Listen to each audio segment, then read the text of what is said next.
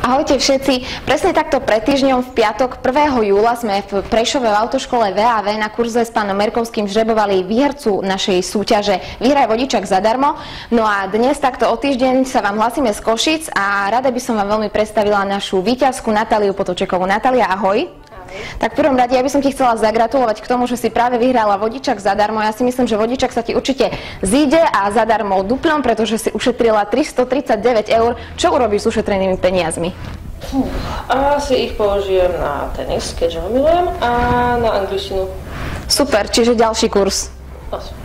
Dobre, tak ja ti teda s radosťou takto oficiálne predávam vodičak zadarmo a ušetrené peniažky sú tvoje. Ďakujem. Dúfam, že ich teda využiješ vo svoj prospech. Čaute! Tak moji spolužiaci tu robili vodičak, takže mi to odporúčili a šla som sem.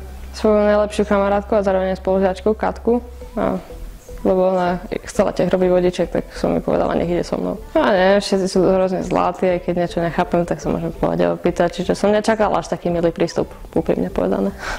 Fakt, človek by čakal, že na nás budú zjapať, keď niečo neviete a nezjapú, takže jej.